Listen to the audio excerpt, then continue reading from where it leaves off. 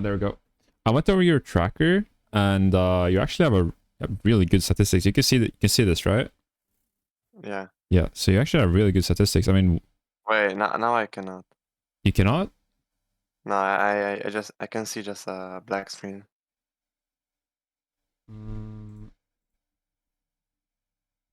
How about now?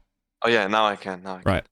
So you have really good stats. You have very good KD, very good headshot percentage, very good damage per round, and the only thing is is the win percentage. So yeah, Yeah. I don't know why that is, but you will see throughout the game why we lose this game in particular. Another thing is like you play Jet a lot. Yeah, this act I focused a lot on Jet. Yeah, and Like a lot. that's good. That's good. Typically, like if you want to improve in this game, you want to learn like different characters like on different roles, because that's how you learn all the different aspects of the game. And if you only play like Cypher and Viper, which you played a lot previously, you only like understand one specific thing about the game. You don't really develop the in-depth understanding that you want. So yeah, it's good that you're learning Jets. For the other statistics, like your weapons are pretty decent. You should use the short a bit more, both on Jet and on Viper. But the rest is pretty good in my opinion.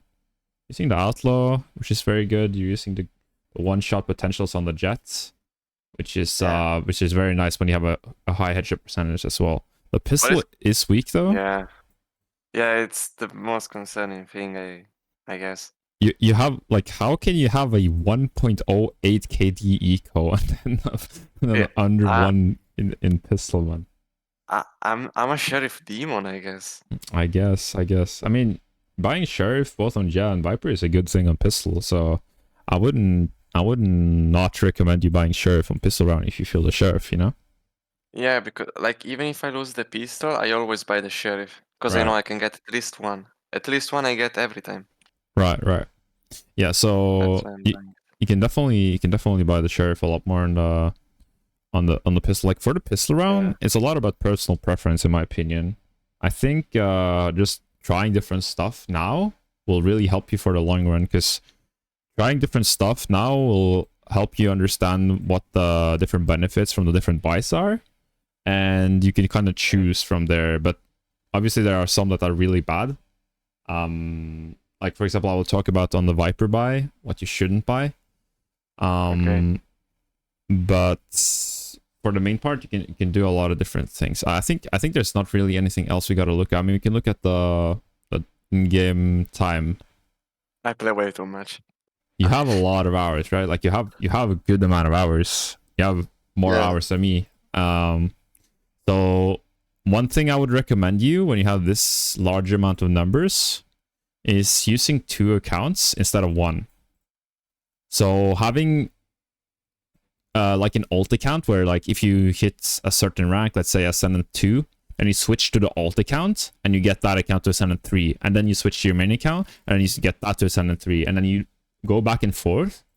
And the reason for this is that then if you do this, you will delete like the mental pressure of, oh my god, I can't lose, because that means I'm worse, right? Like you shouldn't think about the rank that way, which is why when you have this amount of numbers, it's definitely viable to have an alt account.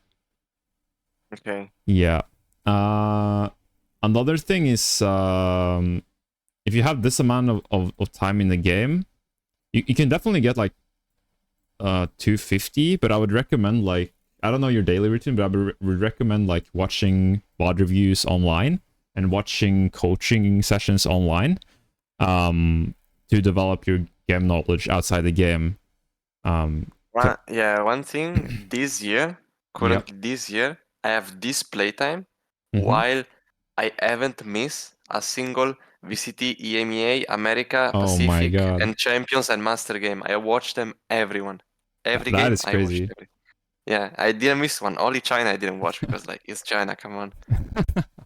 I mean, I didn't even watch them, bro. I look, you didn't even watch most of the final. I watched like the last map basically.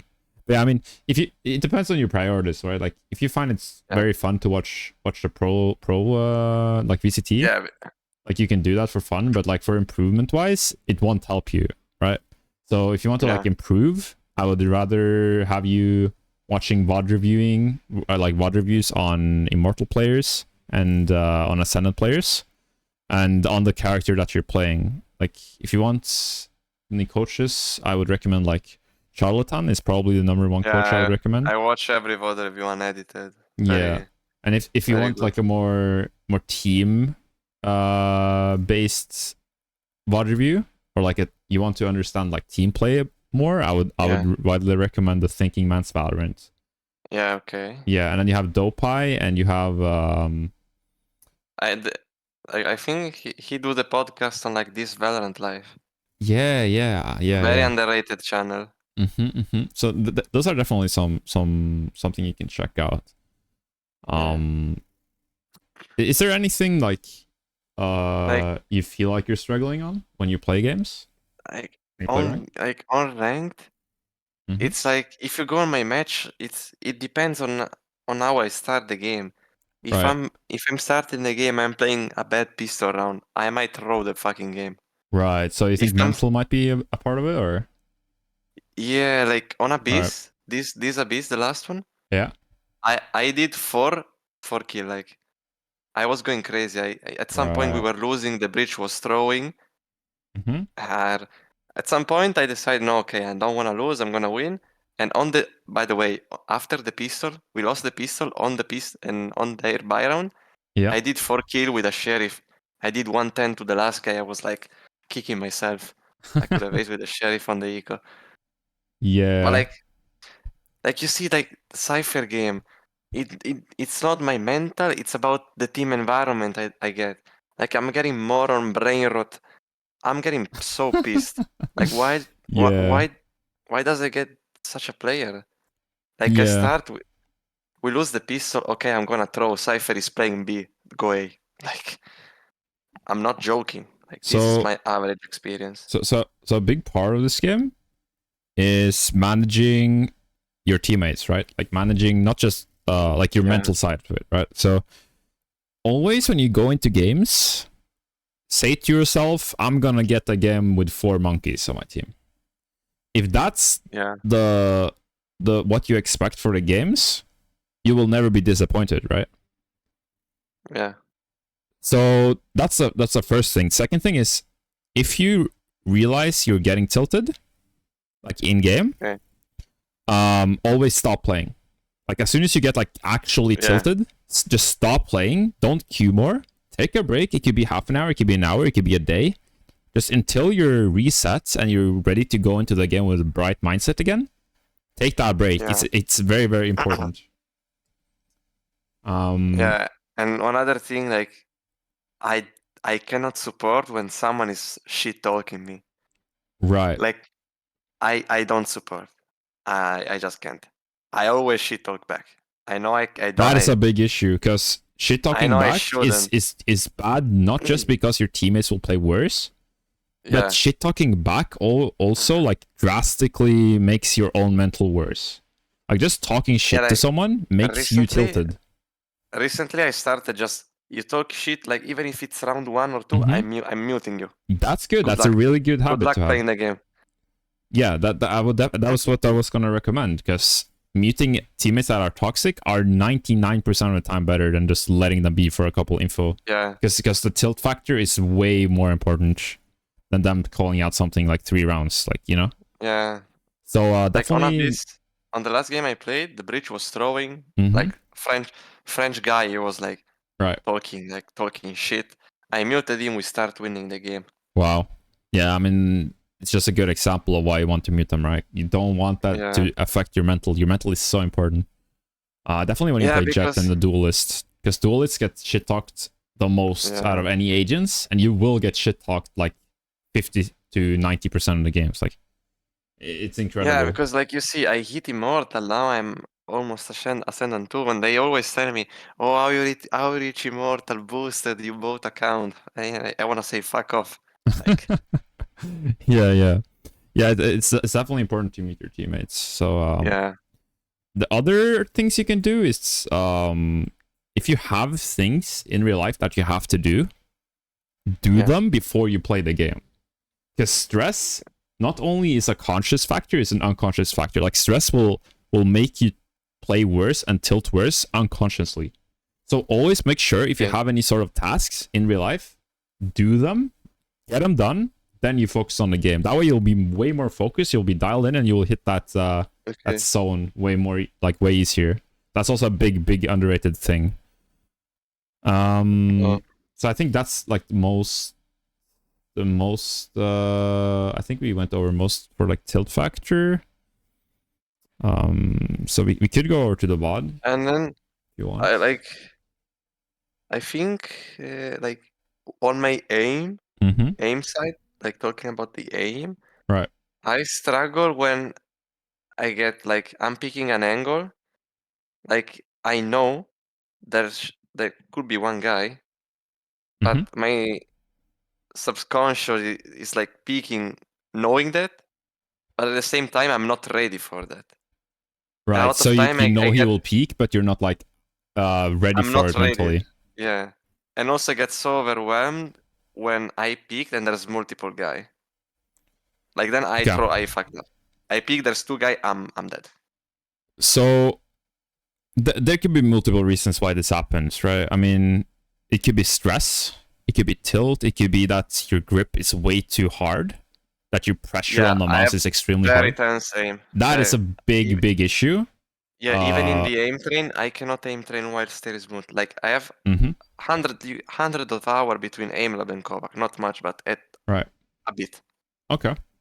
Yeah, I mean, if every ice score, I need to tense my muscle. Right. Because it helps me, but I know I shouldn't. Okay. But I'm keep doing this. Okay. Like on the static aim, I cannot do smoothly. Like I do a fast flick, tense my muscle, then I like release the tension and do tense micro adjust. That's shit, I know, but I used to have this problem as well. I used to be extremely tense. And it's just one of those habits that's really hard to get out of, but it's extremely important to get out of to be able to have better mechanics in game. Because as you said, whenever someone is peeking a very tense pressure on your mouse, it's extremely hard to make those micro adjustments. So make a routine that's every single game that you play and you realize you have a tense hold on your grip. Okay. Stop playing, go into Kovacs or aim labs, and or even like the range, and focus on having less tense aim. Because this is a very important thing that is like you just need to get it over with. Like if you want to get Radiant or if you want to be a professional gamer, go pro. Yeah, if you want to go pro, especially, like it's incredibly important to get this bad habit out of the way. Yeah. Like just if you feel like it's happening, quit the Valorant game, go into the aim labs or Kovacs, and just practice until you are comfortable, or at least a little bit easier for you to be less tense on your grip. Okay. And then you can go back on. How much do you do aim training, by the way? I usually do the ramp warm up before I launch the game. Okay. Yeah, I think everyone does it.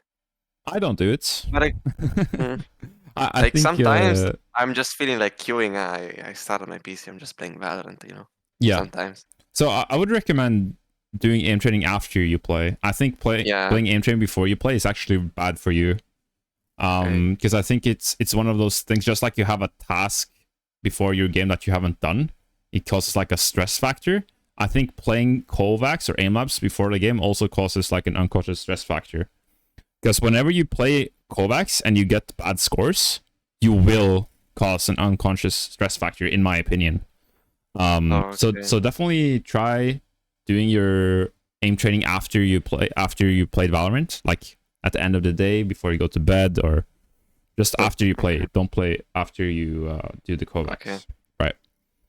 And also, I feel like the only part of my aim that is very, very lacking right now is tracking. Like I'm tracking, my aim is very shaky. So that could be because you're playing the warm-up. Because you're not, like, you can't choose the tasks, right? So what I do is I don't use any playlists. I go into Kovacs. You have Kovacs, right? Yeah. Go into Kovacs and you go on the what the fuck, the benchmarks, right? Because the benchmarks you can choose completely yourself what tasks you want to do, and all, like, I think all the ones I played, the benchmarks have categories. So find the most difficult, except for the tracking ones, find the most difficult tasks possible that you get really bad scores on, and practice them until they are at the same level as the other skill sets.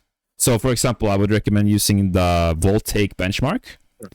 I did it. Yeah, if you struggle on tracking, just make sure that play only tracking, not any other tasks, until they're at the same level as the other ones, as the flicking and the switching.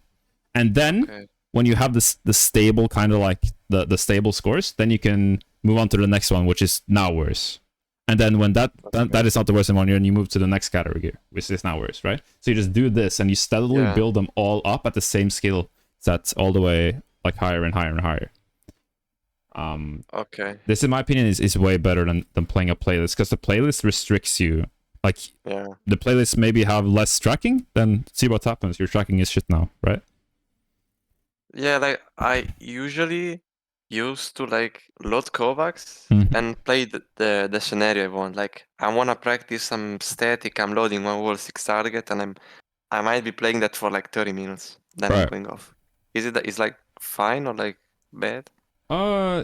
It's not optimal if your static aim is the best one, right? You want to because it gives me like how can I say it? It gives me the feel that my aim is good. Yeah, because you're good at it. Covering the other aspect of it. Exactly. Because I'm getting new high score. It's kind of like an ego thing.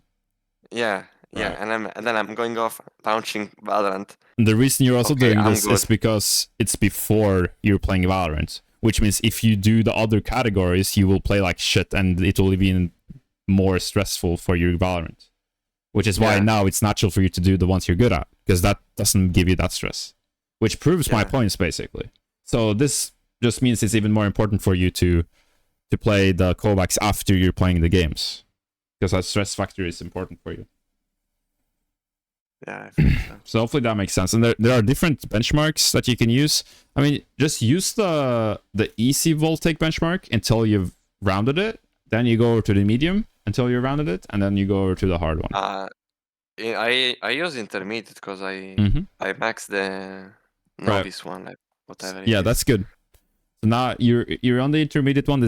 You have pretty good aim as well. Like, I've seen your game, I've watched it through. You have pretty good aim, and your stats backs it up as well with a 35% headshot, 33.5% headshot, which is top. Yeah, usually recently I started spraying a lot more. Okay. That could be good or that could be bad. It depends. No, not like. I've shown like some VOD, like Charlatan, like say I saw you like your VOD as well with Zasko, and like I know sometimes headshot percentage is like a shit stat, like it doesn't tell your aim exactly if you're eating, like, and I very start feeling better. Like sometimes like I'm behind a guy, maybe a month ago, I used to like try to tap him for the stats. Maybe I miss because like they're moving. I'm trying to tap. Maybe you missed the first. Now I don't give a fuck. I'm just fucking spray the body. Yeah. Like easy kill. Exactly. Or like I have a easy kill. I'm not going for the headshot. I'm going for the spray. Right. I mean, it's all about the scenario. Like you don't want to tap fire through a smoke, for example, which is obvious. You want to spam through the smoke. And there's scenarios where you're 1 HP, where if you tap fire, you will get the first one, and then you will have 0% chance to get the second one, because he, at the time where you are waiting between the burst, he will shoot you because you're 1 HP. So at times where you're in like a 1v2 and you're low HP, you have to spray. That's the only chance of winning you have. So there are scenarios where spraying is a must actually in this game. And obviously when you use like Odin Ares, you wanna spam ADS for the higher hit fire. So yes, so spamming is definitely good. Also crouching can be really, really good. I'm actually implementing myself a lot more crouching in my movements. Yeah, I was about to say the same. Because crouching can be really off-putting for the enemy when aiming at your head. Like as right now, I'm trying to work on my KST. Yeah. Like I want that to be like 73 at least, at the very least. Okay. Yeah, that's fair. You want that to be above 73 for sure. If you have above 73, it's very good. So. Yeah, like sometimes, okay, it's ranked, but like you never know. Like it's a 1v4. You died. Oh, guess what your teammates are gonna do? Like. Your KST really shows the game you sent me. You had a really, in my opinion, bad, like, you went for a lot of single peaks, a lot of single fights. You kind of like stayed behind when your team pushed instead of going and trading them. And vice versa, you didn't go, and then the teammates followed you. You kind of just waited. You kind of got scared. So the cast definitely shows in the game as well. Yeah, like now I'm trying to say, should I pick this? Do I have to? Like this type of question. Right. So this question is a very natural question. I would recommend trying to do something risky most of the time. So if you have the question, should I do this? Should I not do this? The answer should most of the time, yes, you should do this, because that's how you understand if it's good or bad. Because the question will always be there until you've tried it, and then you know what the answer is. That's why it's important to try it out, right? To try out the place. Now I'm talking about man advantage situation. Like okay. Yeah. If I'm in man disadvantage, I'm always going for the risky play. Like. Right. That is correct. You should always when you're in the man disadvantage situation, go for a play that can caught the enemy off guard, even if it's a bit risky. That's how you win those rounds. You want to play. You want to win playing safe and predictable, because the enemies will just trade you off, right? Yeah. Okay. Do you want to start on the VOD? Yeah. Let's do it. I think it's right here. Do you see this? Yeah, I can. Okay. Let me just fix my OBS.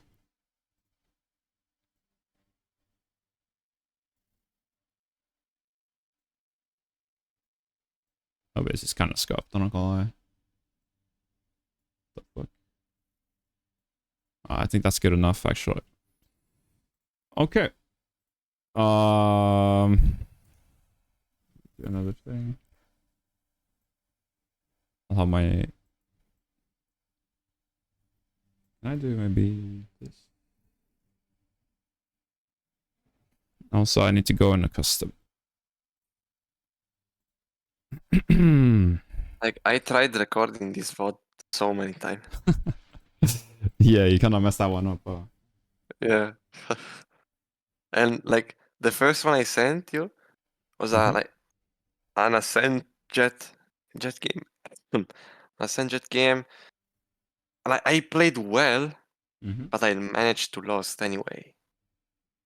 Alright. Like, yeah, I need to figure out, like, why am I doing that? No, like 20 to 30% of the games you have no control over.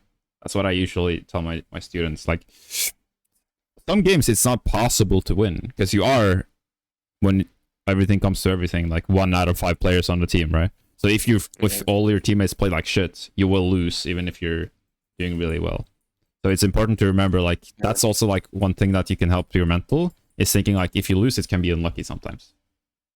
Yeah. You know? Okay.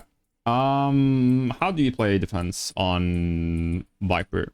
So, in general, on Viper, in my opinion, you should always play on A sites, or like most of the time, 80-70% of the time onto the A sites. It's very important to stop the A pushes, just because the fact like the enemies in Icebox will a lot of the time, most of the time, push the A sites. Which is why you want to position yourself there, because you want the most amount of control. If you go on B sites, and the enemies mostly go on A, then you will be more of the times useless than if you are positioning yourself on A side, if that makes sense. Yeah. By the way, I cannot see your game. You cannot see my game. No, I'm still seeing the My bad, bro. browser. Okay, now I think I can. Yeah, now I can. Right. So on A sites, there's a couple walls that is good. That's the best. The default wall. The default, like the most default wall I see in ranked is standing here, doing it like this. Yeah. The one you did is like standing here, doing it like this. The one I think is better though is standing into this wall right here, and doing it like diagonally like this. And the reason you don't want the wall here is because if an enemy lurks here, right, and the wall is up, oh yeah, you can go here, peek through the wall, and then get into the spawn or get picks on your teammates not expecting it. Because a lot of the time, like people in rank, they think of a wall like as a barrier, like it's not penetratable. Which you will stop if you do this wall right here, because now the teammates will like, oh, they can push me from it, and they will be more aware of it. The reason this wall is so strong and why you wanted to do it diagonally as well is because you can play on 10. Exactly. You can. Did I not stop this? You can play on this box right here with a wall and go for like angles which enemies won't expect. Oh, I never played this one. So this is called King or 410. So you always want to use this wall like ratty, look for kills that the enemies won't like off angles that the enemies won't expect. Yeah. Also playing right here is very strong. Like going for kills through the wall when they push through the wall like this is extremely strong, because there's so many angles that the enemy has to peek to, right? Like let's say they go over here, they clear all this, and then they want to peek through. Most people will peek like this and clear the generator. Look how many angles they are exposed to. Boom, boom, boom, boom, boom, boom, boom, boom, boom, boom. Like it's so many, and maybe there's even a guy like holding like this, right? So there's just so many angles that you will have a huge advantage if someone picks you through there. You will get the kill, and also they will be decayed, right? And the same goes for this spot right here.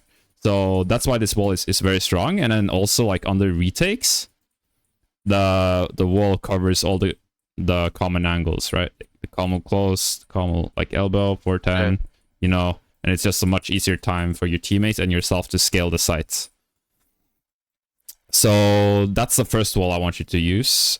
And the second wall is kind of like you did. I did it. Yeah, you did do something like this, where you have like a trap, like a little bit of a gap on the minmap right here. Yeah. See if I can hit it perfectly. Like I saw this from Charlatan. Yeah, Charlatan also said this. So put a gap right here, and you hide right here. And it's also good for like if your teammates want to play aggressively, they can lurk over to the jail area and they can lurk up to the pipes area without being seen. And they can also go into the nest area right here. And the belt is all covered, the close rights is all covered, and it's just a much easier time if you want to push up. So this wall you want to like use when they're a bit aggressive, basically. If you see your teammates are pushing A a lot, your duelists are feeling it on the A pushes, throw this wall and help them with this wall right here. So that's basically the A walls I want you to use. Now the second priority should be the B site. And when the enemies are ecoing, the B sites is kind of like when enemies are ecoing, right? They will most of the times go B over A, just because of the annoyingness of all the deep long range angles on A sites. Because if you have a full buy and they have an eco buy, angles like this and this and this are just fucking hell for the enemies, right? Like you will lose the game if you go A on an eco round. So on B's on eco rounds, on enemy eco rounds, you want to position yourself over towards B, and prioritize this site, because this is where they will mostly go. Also, like retaking A when they have an eco is much easier than retaking A when they have a full buy, right? Yeah. And then you have mid, which I would honestly only go mid on Viper if the enemies are going mid a lot, because like you're holding down A is so much more valuable And holding down B is so much more valuable than holding down mid. So because there will be more players there. So if the enemies are going mid a lot, you see like there's 3-man pushing mid a lot, then I would go mid, but that's basically the only scenario. And how do you play other than the sneaky positions? Honestly, just try as many off angles as possible. Off angles on A side are OP as fuck. Yeah, I started playing this recently. Yeah, there's just a million ones. I can show you some of them over here on the screens right here, right? You have the wall as well to cover. Play on this angles right here. There's just a million ones, and you can practice this jump right here and go into here and then hold this angle right here as well. And I would also recommend operating on A sides, even on Viper, because there's just the long range angles are just so overpowered on the operator. Okay.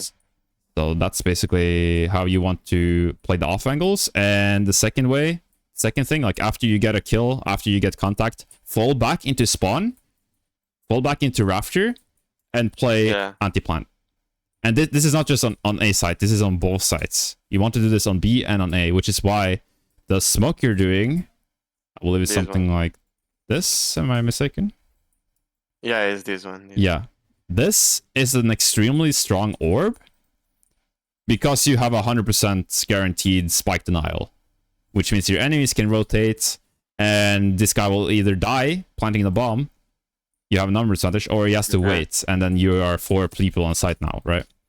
And the orb is also strong because you retake with this thingy. It covers all these angles, you can get to yellow easily. If you have yellow on the B retake in a 4v4, you will win 90% of the time. So, off angles and spike denial. Basically on defense. Alright. I need to value my life. Yes, you need to value your life, and whenever you're retaking, you always want to retake with someone. Unless you're flanking. If you're flanking, it's a bit different, but when you're pushing like common angles, retaking common angles, you always want to be tradable, or in positions where you can play with teammates utility or with teammate player even better. So that's about it. Alright, let's go over to the what now? You just need to screen share.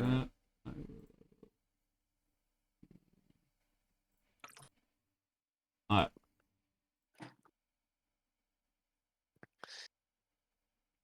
Okay. I will speed this up, I think.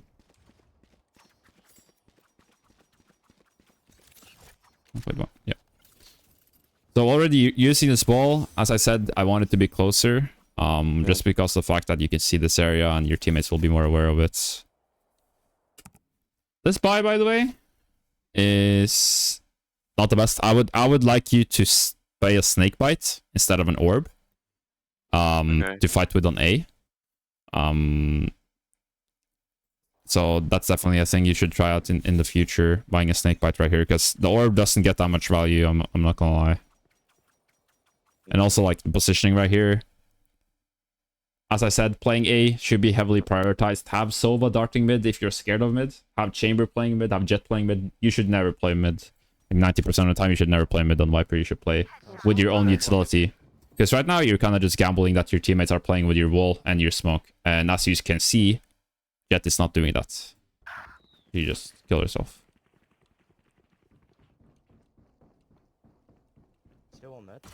You know there's people mid. You had 3 players on A. Right here, you need to make some sort of play with your teammates. I personally, right here, you know they're mid. You just call that out. Tell you so what to go with your mid. Let's reclear mid together before we retake B. As simple as that, or both of them. Let's reclear mid before you go to B. Instead of being quiet, one mid. And then 3 seconds later, right here, you just gave him a chance to 4v3. And yeah, so it's just like, and now you're kind of gambling that they're playing together as well. But if you were with them, if you either call them to play with your mid, or you went with them over here, which is also okay, you could have traded this guy because you have the control. You have the possibility to trade them. But that right now, when you're alone, you don't have that possibility, and your KSD gets worse, right? again, you give him a chance right here alone. So, and whenever you see a round like this where the enemies takes middle very heavily, you almost always want to re-clear it with your teammates before retaking B, because if they have mid control and they have B main control and you only have Snowman, it's incredibly hard to retake the B sites. So that's the thing you will see a lot of players do in higher elo, and definitely in team play as well, having the Sova run over drone, re-clear mid, and then retake B. Because just having Snowman is very, very weak. He crossed. Spike planted. 2 mids. Right here. Shots. One enemy remaining. I think you would end up winning the round. All down. Yeah. All goes up in 3. Straight. Always, like, whenever you see a Viper, by the way, with a snake bite, like, or just a Viper in general, stick it instantly. Don't tap it, because that snake bite will fuck you up. Like, if this guy is over in mid, right, and he throws the snake bite right now, you would have probably lost the round. Because it literally is a guaranteed denial for him. And there will be very little time for you. So if this guy had a better lineup, he could have won the round. And I don't know why he's speaking like that either, so. See a Viper, you know he has snake bites, stick half, then you win the round together. But in general, like, you didn't control this round, which is unlucky. Like, it was a 2v3 in the end because you didn't play with your teammates, so yeah. Doing the same wall. And not dashing out is crazy. Doing this. Bonus round or second buy, like, I would always buy a gun. Like, right now, again, you're not controlling the game, you're gambling that your teammates will use the gun efficiently. Definitely, like, every time you are playing ranked and you're not saving for an operator, buy second round, okay? Yeah, I usually do it because like I always want to have the Vandal on the third round. I see. For the bonus. That is a very egoistical line of thinking, because on bonus round you will lose most of the time, and on bonus rounds you will win most of the time. However, you can't control any of them now if you do this kind of strategy. In a team play setting, like if you're playing pro play, this is a very good thing. Like, having 3 people with a gun and 2 people with ghosts is a very good thing in pro play. But in ranked, you can't control your teammates. They're monkeys, right? So you want to have them as much control of the rounds as possible, and securing this round is way more important than having a Vandal third round, right? Okay.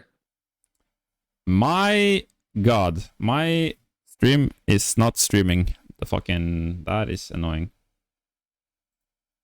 Right, there we go. Play mid again. Again, I want you to play out towards A. Because right now, don't have that control, and you know they will most likely go A or B. Spike down A. I left mid. Wall down.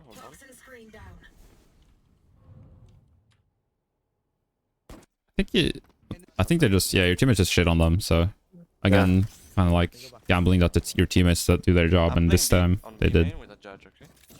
Jet, can you just What you say? yellow, maybe to bait them? Yeah, right. So this round, like, it's a good plan. It's a bonus round. You have a shotgun, which is very nice on the bonus rounds. However, since you take so much time in the pre-round in spawn, you get into this scuffed position right here. You're not close enough. I don't know why I did the lineup when I could have thrown myself here. Yeah, that's another very good point. Like, this lineup is not, like, it's kind of contradicting your play right now, because this lineup is all about plant denial and retaking, and you're not doing that right now. Now you're fighting. So a better orb would be on top of the box right here. Yeah. As a one-way. That way you could hide in the smoke, and you could use it to fight with the smoke when they push to the B side.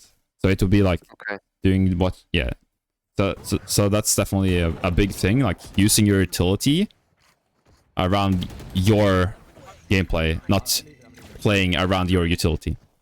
Okay. Nice shots. The thing I like though is kind of like you hit a lot, and the jet died and the gecko made presence, which means that they will not expect you here because the orb is shit. So that's a good thing. Like, you're hiding, which is good. So I definitely like that.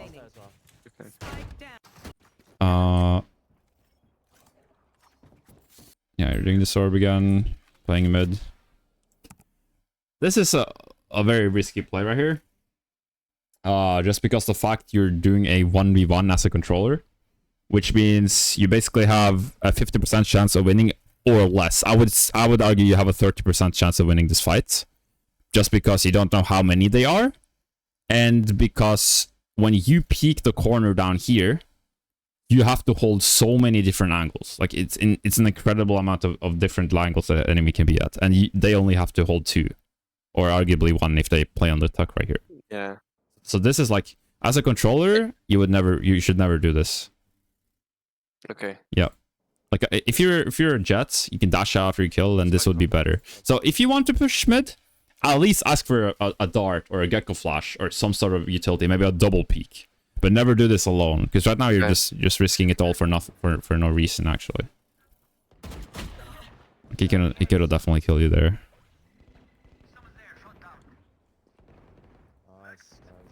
Your enemy's kind of shit on them though. Down A. Coming Yeah. A, coming A.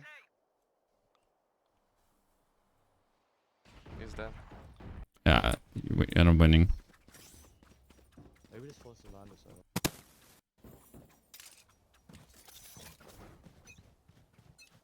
Now you're doing the one way, which is good because you're holding a bit more aggressively. You're playing a bit more aggressively with your Jet. Now I remember dying very badly. I did not like. Fuck. Yeah.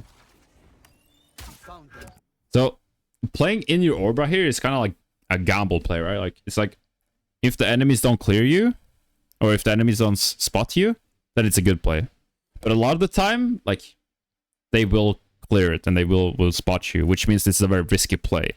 And considering they have a low buy, actually they don't have a low buy, they have a high buy.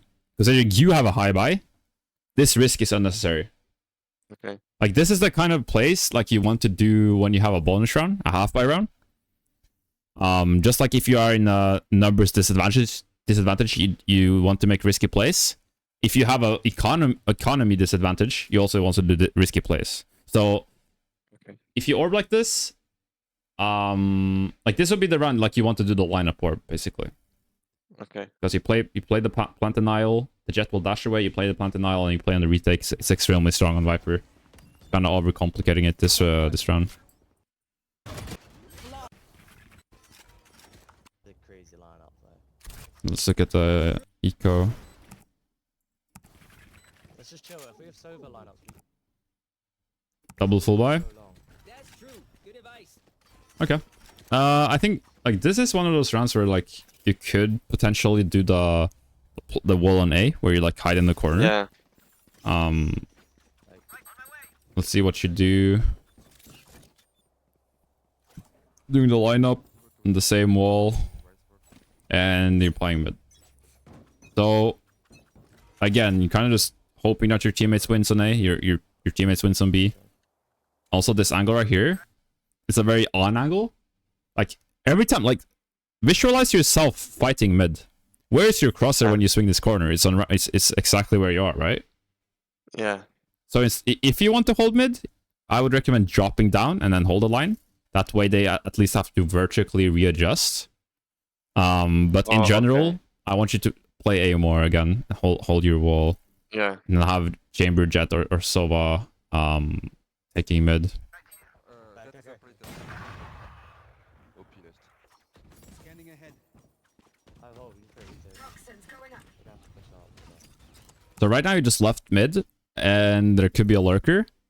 So definitely right here, you should tell your teammates, careful lurk. Because look at the Sova and look at the Gecko. As soon as this wall drops, or even before the wall drops, a lurker could walk up and kill them, and they're completely unaware.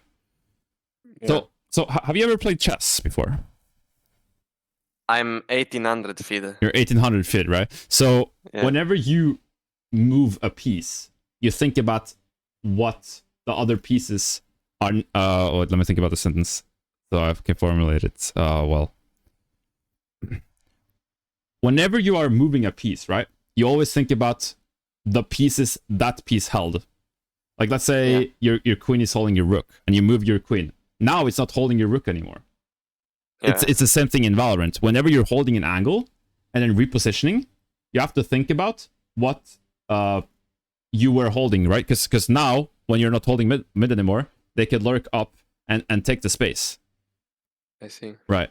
So you have to tell your teammates, because right now they think it's clear and they're not aware of the fact that you just left it. So it's very important that you communicate this sort of thing. And you can see that you see the little line right here? Yeah. And you also hear it. It's a VIPER wall. Your teammates are not ready to retake, okay. which means this wall you're doing right now is for ghosts. You're retaking with ghosts. There's no real player retaking right now. So you're basically just wasting the wall. Like, imagine right now you snakebite, you deny the plant. As soon as they start planting again, you wall up, you gecko ult. That would be the perfect retake. But since you forced your wall up so early, you now don't have a wall. The gecko's gonna ult in 1 second, and you will run out televisioning the guy ulted and die because you don't have the wall. It's not even... You literally did perfectly with your snakebite. You forced the plant into the default position. If you had the wall right here, it would be a very, very winnable round. You would tap the bomb, and the enemy has to peek you wide or close. Because your wall. Okay. And because they can't see it. My thought process was, I wall up so they don't know if a guy is on site. Right. Yeah. But I see that keeping the wall is far more valuable. If you're in a scenario where you fucked up, like let's say, oh shit, you realize here, oh, I don't have any fuel. At the minimum, tell your teammates to wait until you have more fuel. Because it's just so important to have the fuel when you retake. The wall is everything on this retake, basically. Yeah. It doesn't matter if you have flashes. Like, you need this wall. It's extremely important, which is why this is a default wall. It's because of the retake. Yeah, so this is just like a very sad round where, because you don't have fuel, you basically lost. Yeah. Another thing is like, look at your positioning. The Sova is in literal spawn. He's not ready to retake at all. You are peeking alone in a 4v5. This should never happen. Like, at least tell the Sova, come rafter with me, let's peek out rafter, or drop down and play with him on the right, or wait for the gecko and then double swing rafter. Like, do something with your teammates instead of just 1v5ing right now. I was trying to give value to the gecko ult. Exactly. But I see that going 1v5 is... Yeah. Like, the gecko ult will get one. There will still be 4 people holding you. Right, so... Yeah. And then here I just repicked. Yeah.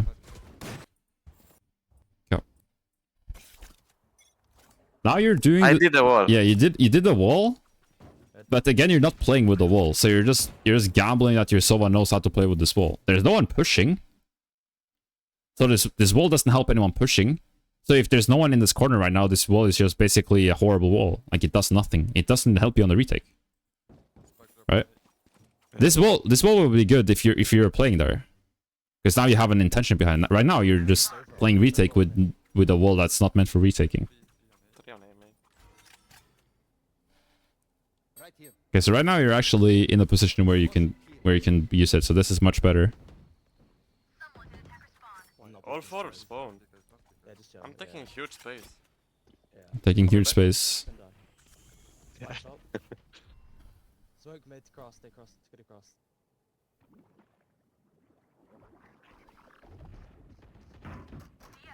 Oh, tube, yeah.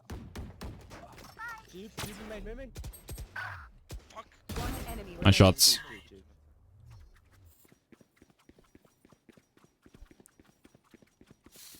Okay, so right now it's a 3v1. How should you play this 3v1 right now? You just play with my teammate. I think. So whenever you are in a 3v1 and you don't know where the enemy is, always play for information and then group up and fight. Okay. You should never fight alone in a 3v1. We're not a bomb, mate. Find a corner, jiggle it. Find the place your teammate isn't holding, jiggle it. Tell your teammates to also jiggle for the information, and then group up and fight together when you know where he is. Yeah, now I'm just taking 50-50. Like why if the close peeks you here, bro? Like why if the claw was here? He kills you, and then it's a 1v2 with his ultimate. It's very losable for you. So this is just like risk for no reason, you know. Planting B. Guys, let's go mid. Let's go orange. We retake together orange. Guys, come flank with me. We retake flank together. No, we want to 1v1 Could be wrong, but I think I had a bow, so yeah. Very risky. Luckily, again, like your teammates win, but it's just luck, you know. Like you didn't control the run. They have no flashes of his huge. You're doing the wall? This time you're actually playing with the wall. Yeah. So you're not and I ended gambling. up getting 2 kills. Exactly. You're not gambling that your teammates will use the wall properly. You're actually doing it yourself. So now you're in the controlling space. Just stay. They haven't left. Nice kill. You have the bomb. What the fuck did I just do? Yeah, you have the bomb. Go back Okay. 5. Just stay. They haven't left. Right here. What do you think I'm gonna comment on right now? Okay, it might be a bit little unobvious, maybe. I pick belt. I don't know. What happened as soon as you got the skills? Did something change? What changed? Wait, did I got ult? Yes, Oh. you got your ult off the skill. The reason, like, why a play like this is very strong in this round is because you're one of ults. That's another reason why this play is very good this round. It's because if you get an ult, you allowed yourself to get the ult. Right now, you got the best possible scenario. You have the bomb in an area where your ult is extremely strong because there's one choke point. If you ult right here, you are guaranteed the win. How the fuck are your enemies supposed to retake this if they have to be 1 HP in the smallest choke point ever? And you have 4 teammates on the bomb. You're winning this round. So right here, you should definitely ult. Like, this right here, you could have died. You have numbers? You could have died right here. It could be 4v4. You will lose your ult, and you don't have winnable rounds. So it's a very big mess, basically. Don't push. Just wait for them to It's not a blunder, it's a mess. Yeah. We talk in chess terms. Okay. what the fuck is he doing? He's locked up, dude. Good Viper. Like, tell your teammates to come help you, you know? Like, right now, you're just... This angle will be cleared, and you are not in a tradable position, so... Hold it, no? And you will be cleared out. But you get out luckily, but... Oh my god, like, imagine this jet is me. You would lose the round, you know what I mean? Like, Yeah. They've grab bomb. Toxins going up. Toxin screen down. No time, man. let me do something real quick, my bad. I have to just do something.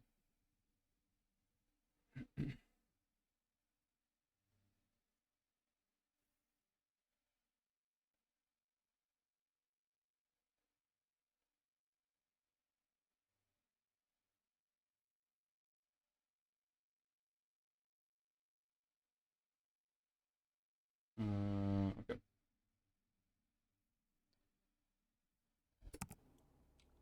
Three v two, you have numbers advantage. Probably B. Yeah, on B.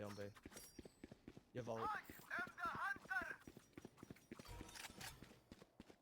Yeah, again, I'm going for this solo pick Exactly. on the flank.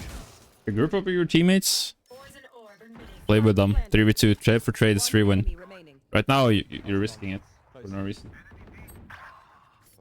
Poison's off. Last player standing. Yeah. And you win because of luck. Like, this could have easily lost. You could have easily lost this round. Yeah. Yeah, you know. Alright, let's go to the next round. Actually...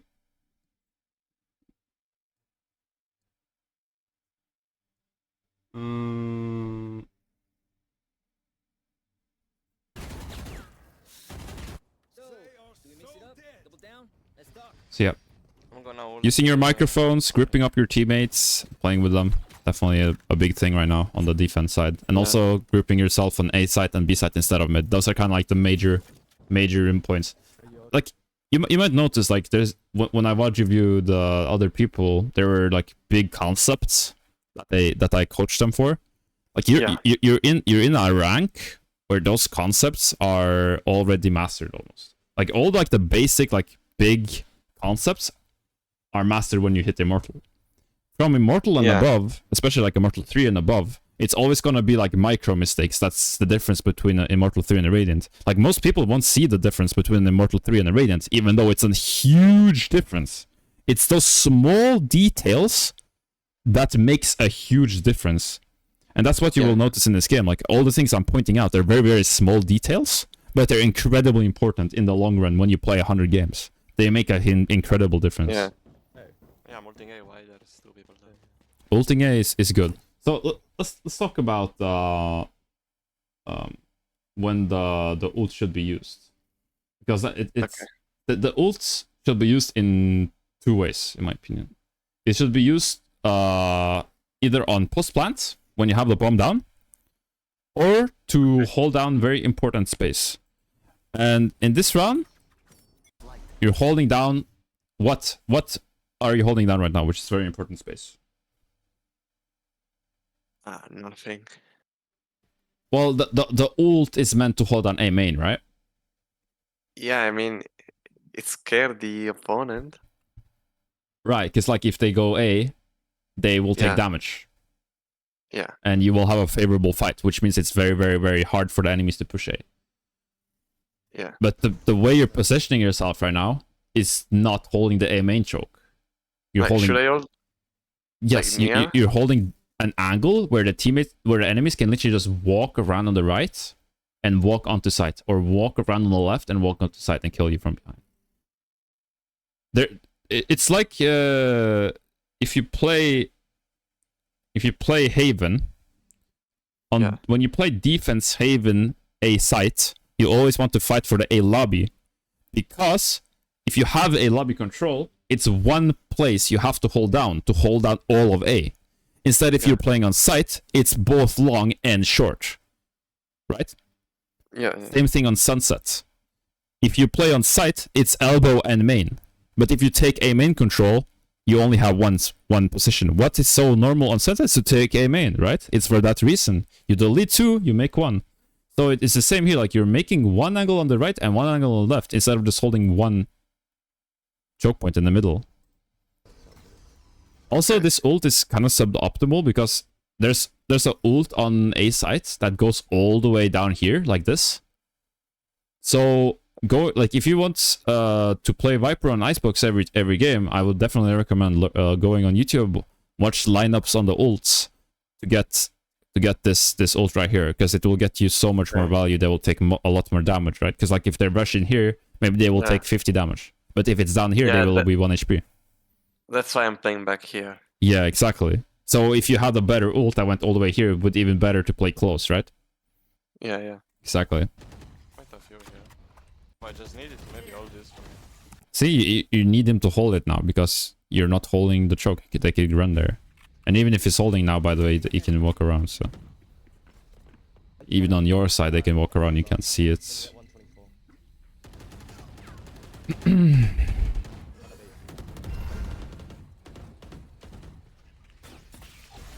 Imagine one takes silent ropes, like you would both die if they are silent ropes, like this underwear.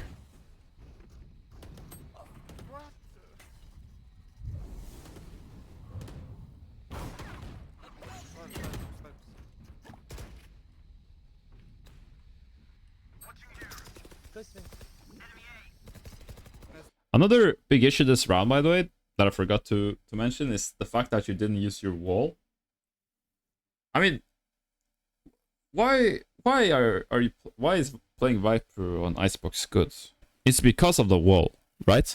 The wall, it's a big ass smoke because of OP smoke. Now, you're not using it. Why? There's no reason not to use the wall. If you're not going to use it on A, use it on B. If you're not going to use it on B, use it on B. Just use it somewhere. have the value. Like Right now, you're just wasting it. in my mind, it's like I'm ulting A, so probably they're going B. I'm using the wall on the retake. Right, but why wouldn't you put it there instantly? Yeah, that's a big question. Because now, if they rushed B and you have a teammate on B, you cannot help them at all. But if you had a wall there, you could help them. Yeah. Okay. And here yeah. So this is like two I problems. thought I had a timing, Mm-hmm. but clearly I didn't have. Right. Also, I could have waited for the jet to clear that. Right. He's on So the flank. this is like you saw two people cross above you that didn't see you. So Yeah. in your head, you're like, oh, I have a timing, I can go for more. But in reality, if you just play with your teammates on site right here, and hold down the site, you would probably win this round. Like, play with your teammates should be #1 priority. Because it's the safest and most consistent way of winning rounds. Right now, you are gambling instead of playing consistently.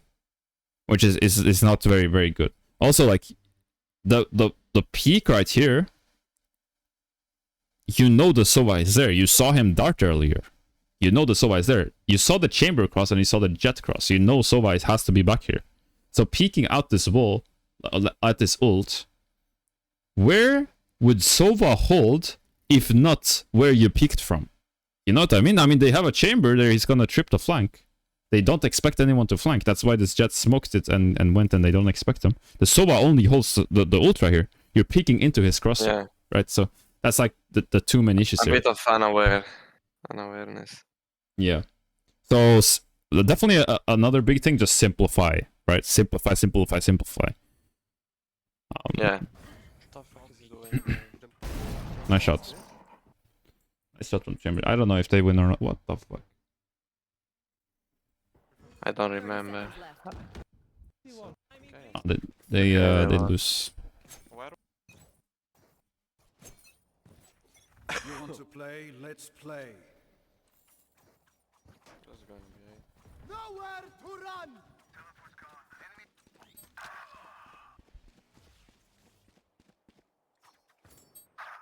Welcome to my world. Wow. Yeah. Yeah. I should have killed him. Yeah. I mean, two things. First of all, flanking, it's okay. Just remember to buy an orb when you flank, so you can break the, like, you can cross the chamber trip. And okay. Another thing is, like, you know, they have played mid before, so running here is kind of risky, because, like, if they hear you mid, you're done for. So I would walk up all the way here. If I see 5 on the minimap, then okay, let's rush. But yeah, it's just a bit risky to run up. Yeah, I just assumed they were rushing full on A. Right. Another thing, yeah, I mean, that's fine. If you think they're 5A, I don't disagray with that. I think it's okay that you run. You saw the chamber, so most likely there's not a lurk, but the Viper could lurk. But yeah, it's like a risk play. It's fine. Not that big of an issue. And it's just like the aim. You just need to take your time, and it could be because of your tension, right? Like, if your tension is this high, then you're gonna miss the shots. Like, sometimes I miss easy shot. Right. Like, easy. They're not looking at me. I'm missing. Mm-hmm. It's because, like, the tension. I don't like that you're playing the same kind of area on B. Like, I would love to see you, like, being a bit more aggressive, like walking up here instantly, playing back yellow, or playing snowman, playing topside, playing default, playing on top of the box, playing behind this box with shotgun. Like, switching things up is much better than doing a very predictable play like this, because it means the enemy can use their utility more efficiently, and they can save their utility until they're here because they know you will be here. So just being unpredictable is definitely very important here. I really love that you back off, because you know the chamber has a TP and you can TP away, so that this is really good. It shows like you have an understanding of what's gonna happen. However, this I don't like. Like, you're having the plant denial orb, but you're playing aggressive. It's the same thing as before. Like, if you're playing like this, why don't you have the one way? That way the chamber can hold the choke point with you, and you can hold the choke point from here, and you're double holding. But right now you're just 1v5ing again. with an orb that's meant for retake and post plant like plant denial, you know? It's just contradicting yourself. Yeah. Bro, thank you for the dart. One is sights. One is sights. one walked through your orb and got onto sight, and nobody noticed. What the fuck? I didn't even realize. Alright, let's look at this again. Actually, Bro, thank you for the dart. What can I have to do about the dart here? as soon as you get scanned, right here, instantly run to sight. They know where you are. They're gonna shit on you every single time.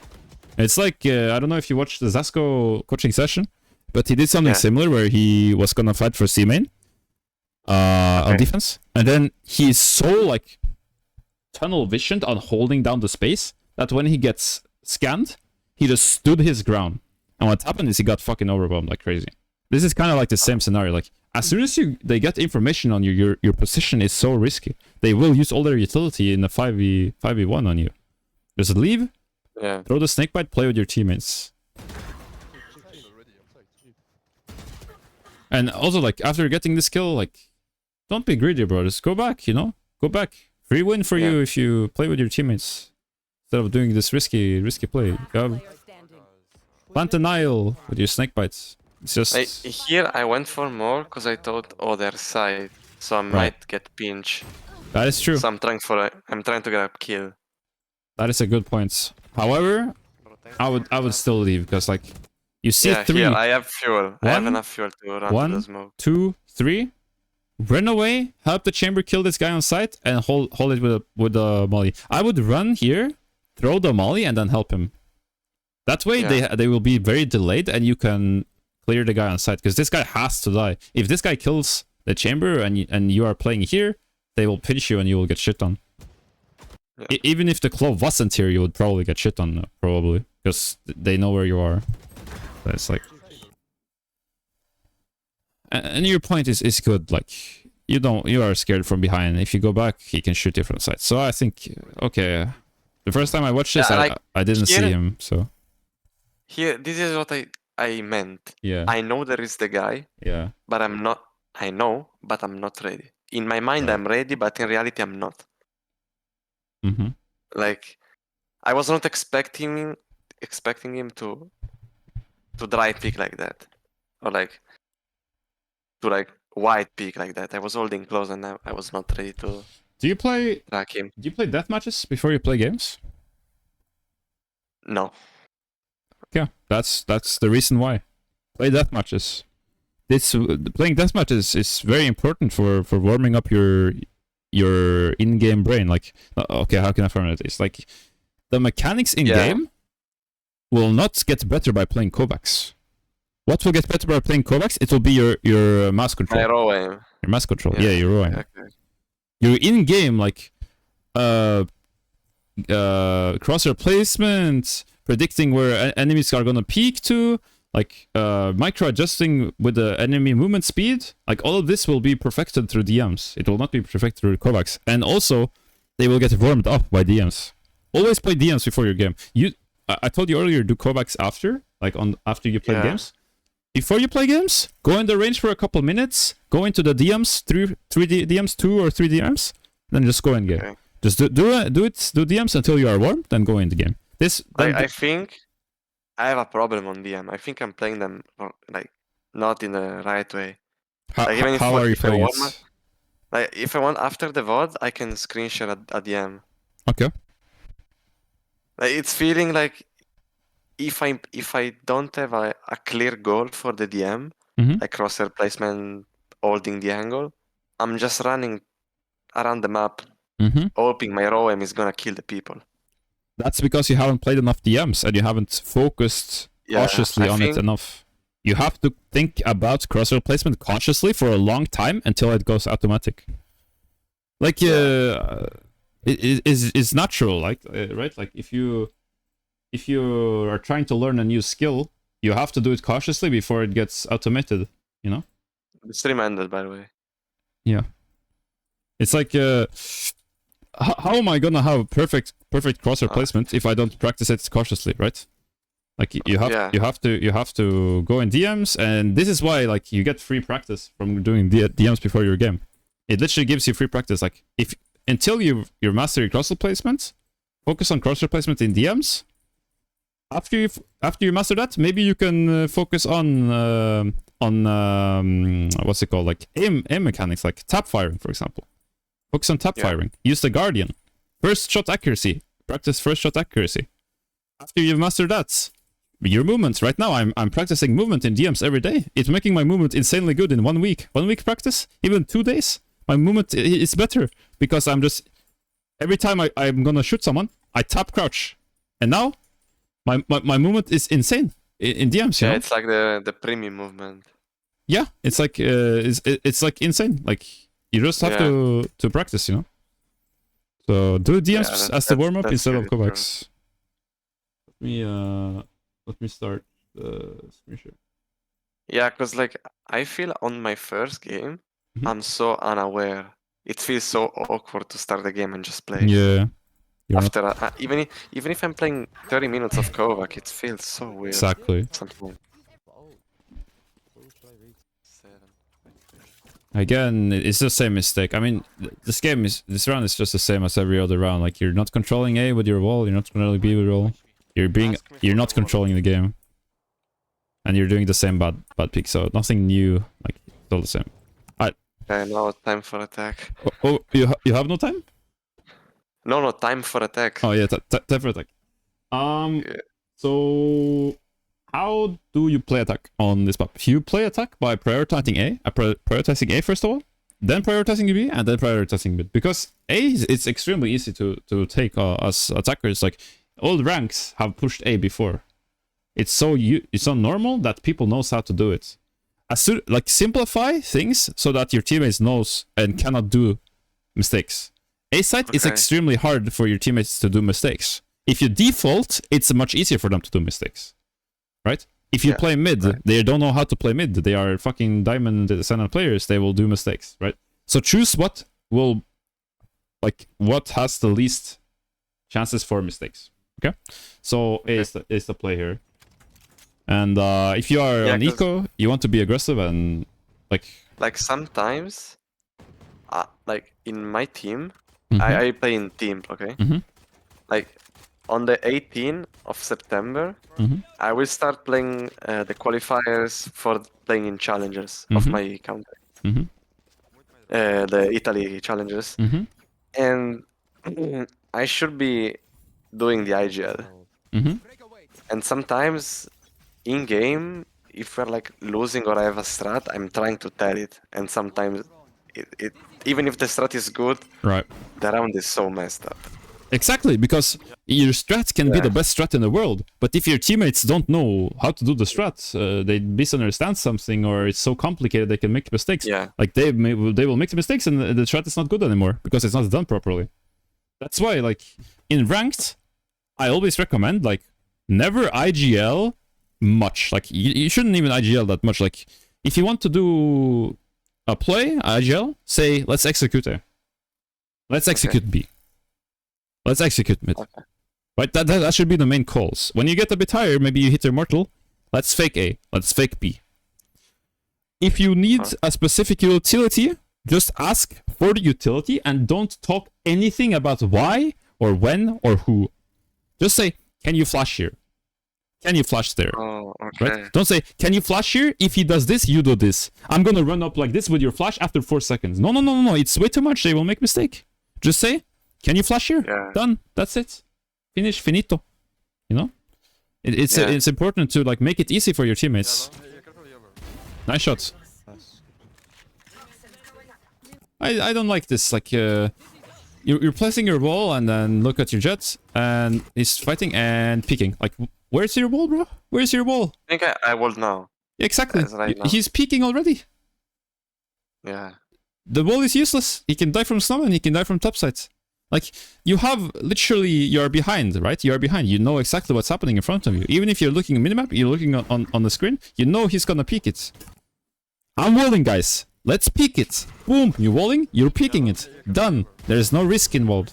Like, he's literally in the open. Even wall. Exactly. It's and this is not only this round. It's every single round an attack, you're fucking up your wall somehow.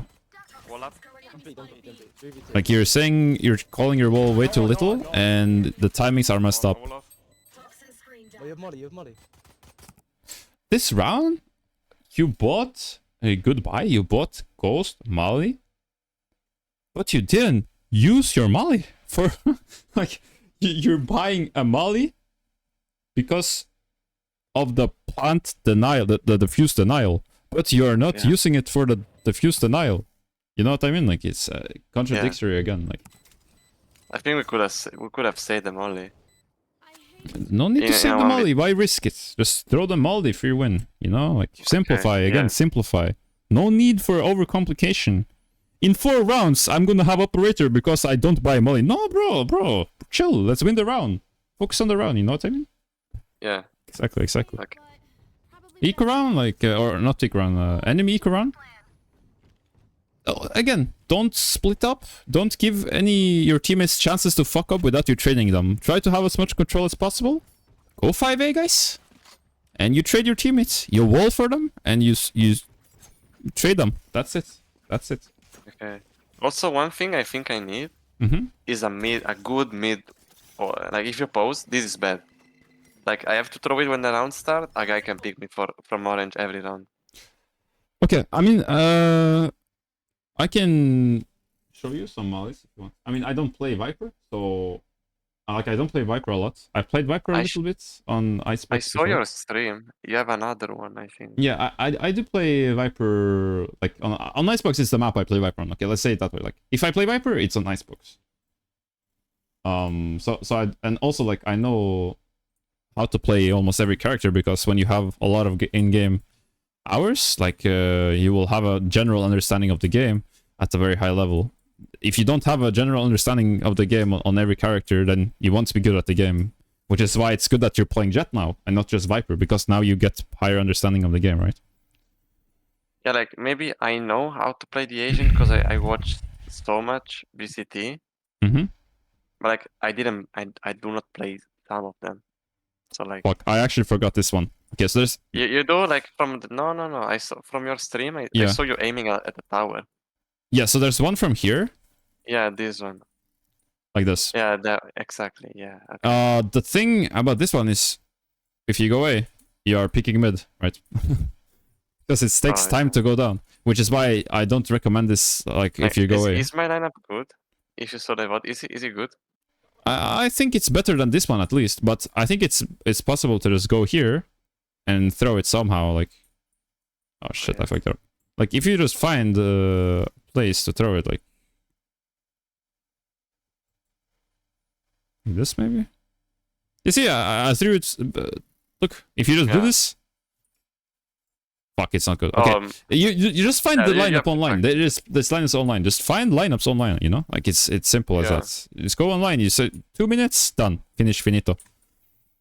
Yeah. When you throw the wall here, by the way, on B, remember like to throw it as far to this side as possible. Okay. Oh yeah, so that I cannot. Because for an enemy, it's a way like you want it as much here as possible because it's much more annoying to peek out with a small gap like this. Then and I think you are decayed if you pick that. You are decayed if you pick that. But if you have it here, they can hide here, not be decayed, and see everything, you know? So you want it as much to the left as possible. Fuck. Okay. Let's move on. And I just bought the outlaw because charlatans say just fucking buy the outlaw and get 3 cheesy kills. I did.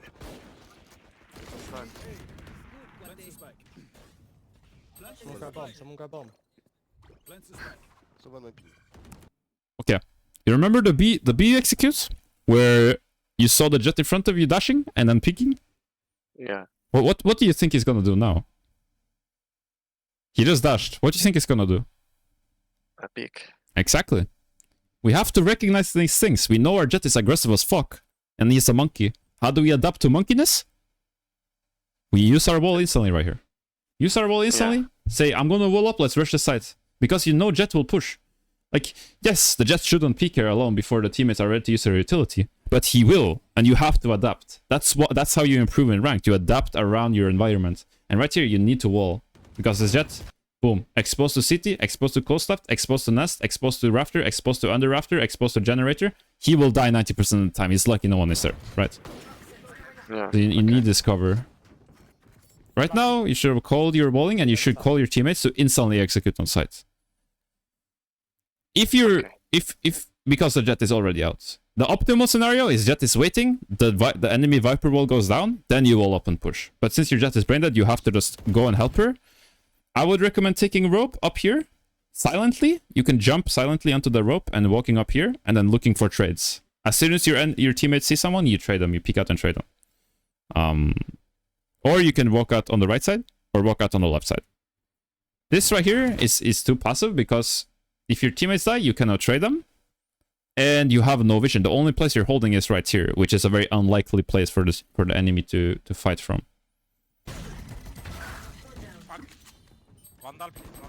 Yeah, I usually play either here on the retake or for 10.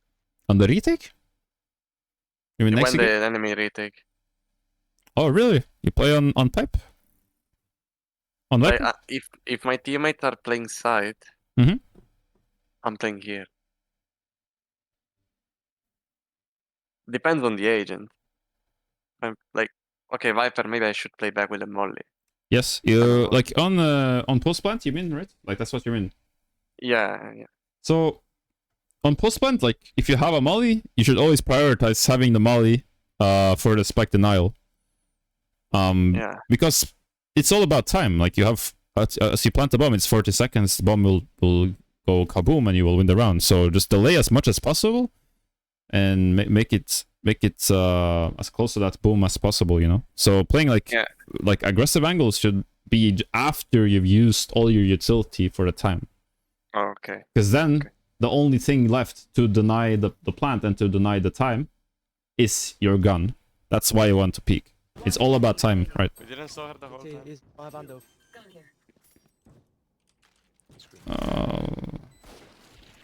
He has classic. Outlaw them. 3v1. Hold an angle with teammates. I think it's not that bad. It's okay. Good round. My outlaw, guys. Just again, the same wall issue. Like you have to. Yeah, I'm doing this lineup. Like a guy could be yellow. I mean orange. There's a gap on this one, by the way. Yeah, I vote as well. Oh yeah, Yeah, this one. Yeah, I crouched. I don't know.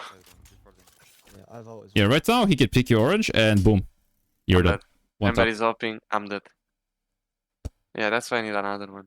Yeah. So just do the one I showed you, but I mean actually Yeah. it was not the perfect one. Just search it up online. Nice, good go. I will.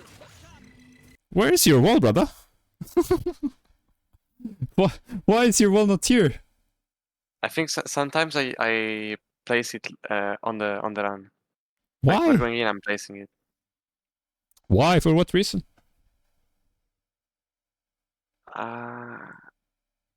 If you die on the execution, who cares if you have your wall? You are dead. It's in your inventory. It's useless. Yeah. Again, it's overcomplicating. Like it's the same mistake. Like overcomplicating, thinking too far in the future. Just get the bomb down, play post plant. Boom, done. That's it. You know. Yeah. Let me out. And again, Jet is speaking out. If you had the wall, you could help him. Right now, you're so far back. You have no wall to help him. Yeah. And I pressed E to wall, but I got my wall in the end. yeah. And I'm walling right now. Right now, you should just tell your teammates, let's wait for the Viper wall to drop down. I'm gonna wall up and we execute. That should be the call, but the Viper wall is up. Okay, it went down, so the timing's not that bad. Why I went all the way? Like, yeah, this is like so common in lower elo. Like, you are planting the spike backside. You have a wall to push backside. We are so scared, man. Like, we are literally planting backside. How are we supposed to plant the backside if we don't push backside? We need to push backside. Just walk up onto the left. Walk up onto the left. Clear this, and pinch the backside with your teammates. It would be the freest round in the world. Like, you're scared, you go back, you hear a couple shots, you get scared, you go back. Now you don't have info spawn. Now you cannot fight with the bomb, that the guy that's killing the bomb, and you're just useless. And the wall will drop down, and the timing is over. So just being too scared right here is now a big issue. Going back, I remember. Oh no. Like, just running away from your teammates fight. Your teammate is fighting the war, bro. It's a war, bro. It's fucking Vietnam. Like, you need to go help them. I was repositioning on top. Yeah, but you're not fighting. Like, they can die now. Like, you're not fighting with them. Yeah, that's true. So we're complicating. You're being useless. Now, you're 1v1ing. So, all of this overcomplicating, being useless for 20 seconds, and then you do a 1v1. Like, come on, bro. Can you pull up? It's whatever, man. See how you play this 3v1. Yeah, that's what I told you. I always play this angle. What Always, the no matter fuck is who this I'm guy playing. doing? Why is Gecko peeking through your wall into a jet in a 3v1, dude? I mean, this is one of those times where you have to adapt. Like, Gecko, let's play the site. Post plan 3v1. Why aren't you saying this? Like, you recognize he is brained? Just help him, you know? You're not helping, you're not adapting. I mean, you win, so, but you know, it's just about this thing. Like, every single time this game, I think this is the 4th time you have numbers advantage, and maybe even the 5th, and you're not calling out anything. Call out something, guys. Even if it's just one player. So well, let's group up. Let's double hold this. Gecko, let's group up. Let's double hold this. like, Guys, let's play. I usually call it, but sometimes I'm assuming we're gonna do it. Exactly. Like, it's. But I'm playing with Monkey. Exactly. You cannot trust your teammates like this in rank, because they are always monkeys. That's why you have. That's why I told you before the VOD review to expect them to be monkeys. Play like they will be monkeys. Never expect them to be better than monkeys. That way, tilt will be gone, and no overcomplication will happen, because you have to simplify, because they're monkeys. My bad for the bad plan. I didn't realize it went that far. We're playing Monkey Land, bro, not Valorant, bro. Yeah.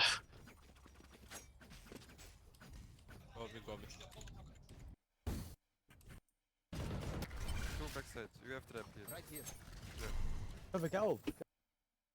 Wall, bro. You know he's gonna. You know Jet is monkey, bro. You have to adapt. Go wall. Yeah. You know he's gonna peek. It's too late, you know. Too late. And right now, why are we waiting? You know, like Jet dashed out. Your wall is up. Everything is set up to fight. Some reason we're hiding here, and it's because you're scared. You're asking the question: is this Sometimes worth it? Sometimes I'm a bit scared of like going in and dying for no reason. Exactly. It's not. Yeah. It's the worst habit you can have. It's to be scared. It's way better to do a bad play while not being scared than doing a decent play while being scared. If that makes sense. So always prioritize, and not just because of the play itself, but because you will learn from the play. If you do a bad place and you're not scared, at least you will learn from it. If you do a decent play and you're scared, you won't learn from it. You won't learn what the optimal play is, because you didn't try it. So always prioritize doing the risky play if you're asking a question, right? And you even said this yourself. Like, sometimes you will ask yourself question, what should I do? Should I do this risky or should I do this hiding? Yeah. Always, if you have that question, do the risky one. And then learn. And then you won't have the question anymore. Understand? Yeah. Yeah. And then it should like being an automated process, I guess. Yeah. Like, until it's automated, you just have to keep doing the risky plays. Yeah. That's how you learn. Oh, this shot was clean. Yeah, it was a nice shot. And now I'm peeking. Yeah. I mean, 3v4. 3v4. You have to find a kill, right? But Yeah. take your time, you know? 1 minute on the clock. You have a wall. You have so many options. We're just instantly rushing it. We're not using our brain at all. Just instantly picking. Just take your time. Slow down. You have a minute on the clock. Whenever you have this much time, you can always slow down. It's like driving a car. Whenever you start driving a car and you are confused, what does your parent tell you to do? To stop, to slow down, right? They don't tell you to speed up. They don't tell you to fucking drive like a fucking racer. Like they tell you to slow down. It's the same here. You're unsure what to do, slow down, you know? And then make your play, you know? Yeah. So right now, just wait for your fuel to go up, you wall up, you go into some sort of angle, maybe danger, maybe you throw your orb onto the default, you go into the orb and go for a timing play, you can wait for the fuel, you wall up, you rotate, try to kill the flanker, then it's a 3v2, like do something, right? Like just peeking an on angle while rushing a play, peeking an on angle, the chamber will 100% hold this angle, like yeah, it's just it's a waste of potential basically. Last player standing.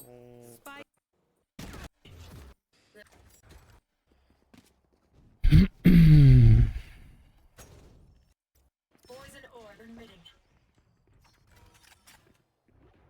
Yeah, and you don't have the lineup, so there's a gap. There's a gap, you see.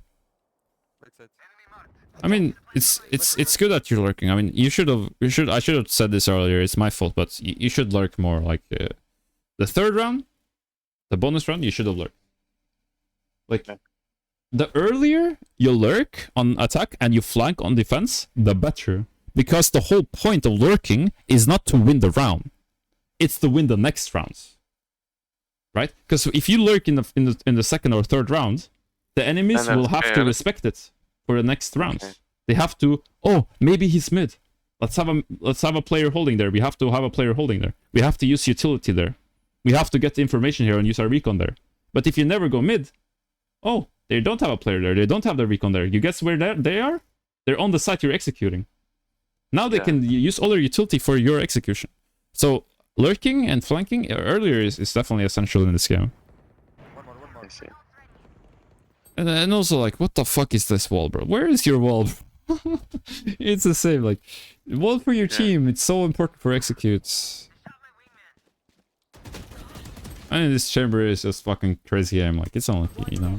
At least you went for a kill while he was running across. Yeah, I tried to get a timing on him crossing. I'm one, don't peek. Nice try. Yeah, should have used wall and should have lurked earlier, and that's it. The wall is just a huge mistake. You have to wall. And this is like the biggest mistake, like by far. Like your wall timings, your communication on the wall, like it's such an important thing, you know what I mean? It's extremely important.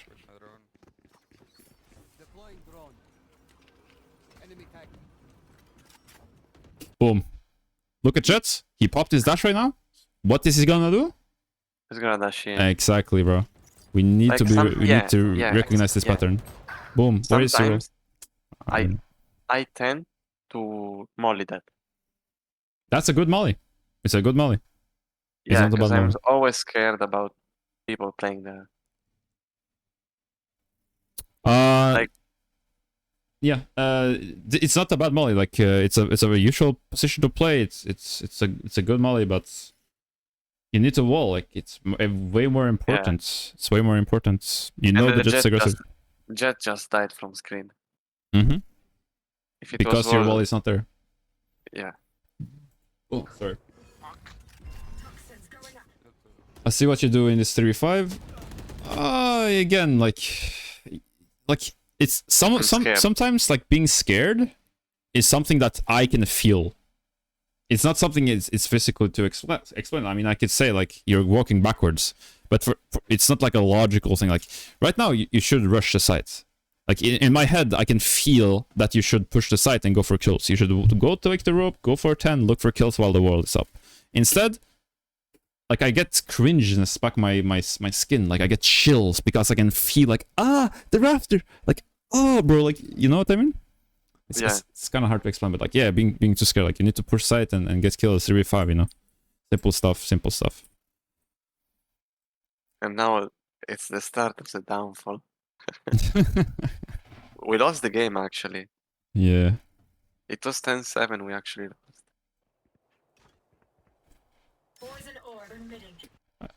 What do you think the mistake is this round? What do you think I'm going to comment on? at the wall. Exact. Bro, it doesn't feel like I'm missing all of this wall every time. Poison's off. You just need to wall for your team, bro. Is that it? Look at the Jets, bro. Like, this Jet is a maniac, man. Bro, the clove dab was smoked. They don't have any smoke. Okay, at this point, you should realize like your Jet is so deep that it's making so much sound that the enemies will rotate. So right now, you should call your teammates, rush B. They are rotating, and also, did you hear that? A guy just dropped because he's running A. What happens when a mid player rotates? What happens on the map? The B player rotates mid, right? Because someone has to hold mid. So right now, you know, all of them are gonna rotate to A. Like majority are gonna be on A. Just call like fast your teammates. They're rotating to A. Go B fast, and you would have a very good good time. Nice shot. Okay, right now you killed one. They know where you are. Use this wall while they know where you are to cover this area right here, snowman. That way you will help your teammates and the wall will be of some use at least. Then just try to lurk and try to be as much as a nuisance as possible. If you die here, you are useless. If you are alive, even if you don't see anyone, they have to respect where you are. It's like they have to respect the lurk. They have to respect it. Like they have to... And if they execute and they ignore you, you will backstab them. So right now, throw the wall and be a nuisance. That's it. That's your job. We have Sova up to play. Just play Sova up. Okay, you tap the I think orb. I did wall. Yeah, this is good. This is good. You tap the thing and now you're a nuisance. This is good. As long as you're alive, this is good. This will... Yeah, I did what you did. Yeah, I mean, this should be when they are peeking this angle. That's because they need the cover when they're peeking the angle, right? Yeah. But, I mean, there's unlikely there's going to be someone snowman at that point in time because there was one yellow. So maybe even a better wall would be like towards the default like this. Or like this. Because that way when they are retaking, when they tap to defuse, all of the back angles will be covered, right? So, but I mean, you're running away from the fights. This is good. That's got a flank of a Just don't die, and this is a good play. This is also fine. Poison's off. And we also have VIPER. You have the molly and you have the ultimates. If you ult on a bomb, you will win the round. The jet as well. We can still Now go so you're gonna see the worst molly you ever saw. Just hold yellow. Cover your eyes, please. Oh no, no. Why are you standing? What is this position? You know why? You know why? You know why? Because this is a Sova shock dart lineup. No. Shock dart, bro. Are you kidding me, bro? Oh, yeah. I mean, you're playing ranked and you're trying to be a professional player. That you said it yourself. Just go, instead of playing 280 hours of ranked and act, use 50 of them to watch YouTube videos, lineups. You know, lineups is a big thing in this game. Lineups will make this molly not miss and you will have a winnable round. A lineup would make the orb on middle 10 times better. It's these small details, right? It would make your wall on A, not on the left. It would make it on the right. No? Like, stuff, the small details are so important to push through to Radiant and push to being a professional player. And also, like you should have ulted, like, instantly. Like, I don't know. Like, my problem is I watch too much PCT that I try to replicate in rank when I shouldn't. A big thing, like, I used to do when I started that, like, this was my first FPS. I started as a bronze player, right? A big thing I used to do is I never watched analysis, like, on YouTube from better ranks than 2 ranks above me.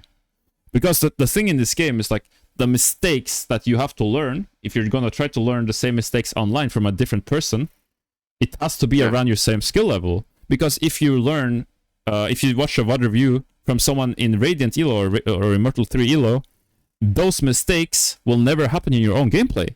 Because they will only happen after you've mastered your own mistakes. So, like, I think I can draw this, maybe, so it's easier to understand. Let me screen share the drawing. Okay, so let's say this is your skill ceiling, right? Or this is your skill, and then this is a Radiant player's skill.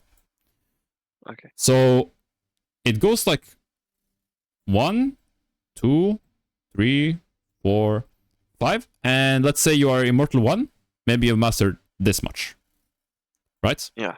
Let's say you are a professional player. You have the same bars that builds upon each other, and they've mastered this much.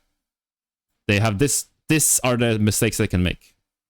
Now, these mistakes will never happen unless you've already covered these mistakes, which will never happen if you haven't covered these mistakes. So if you are struggling with this, you will never find out why if you're watching the people explaining this, right?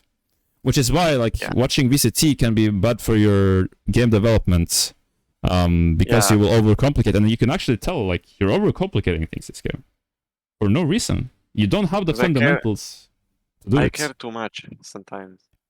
I just wanna play in tournaments so badly that I care too much. You have to focus on the fundamentals before you continue on to the advanced stuff. It's like learning math. You cannot learn like the advanced quantum physics if you don't know like simple algebra, you know, like it's the same.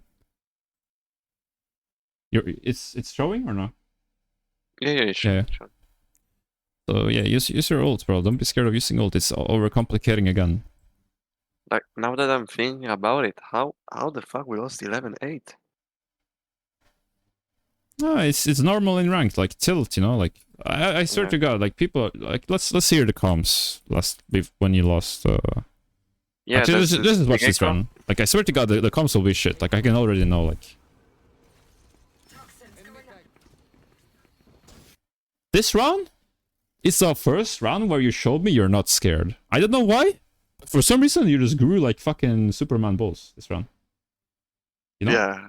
And you are pushing through the wall, and it's a brain dead play. Unfortunately, it's good that you're not scared, but you're peeking, looking into the wall, exposed to all of these angles. So yeah, just this is something you learn. Like if you die right now, you will learn, right? Like if you die right now instantly, you will learn. You will not do it again, which is why I'm recommending for you to do riskier plays, because you will learn from this kind of stuff. But you're not scared. It's good. It's good. First of all, like the peak itself is bad. Like first of all, usually you want to wait for the enemy Viper wall to go down and then push with your teammates, utility, and your teammates. You were alone, peeking through a wall, decayed, peeking through angles. It's bad.